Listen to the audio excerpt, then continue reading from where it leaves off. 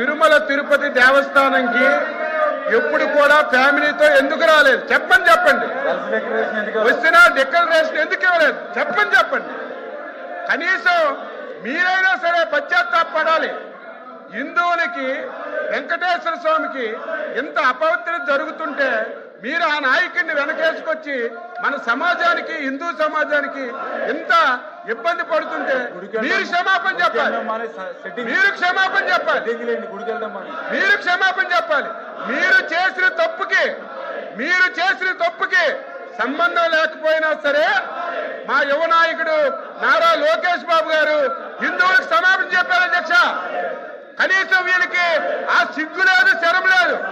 ఎప్పుడో ఒకసారి అధ్యక్ష యేసుప్రభుకి అన్యాయం జరిగిందని ఈ రోజు లెటర్ రిలీజ్ చేశారు జగన్మోహన్ రెడ్డి. 100,000,000 క్షమాపణలట.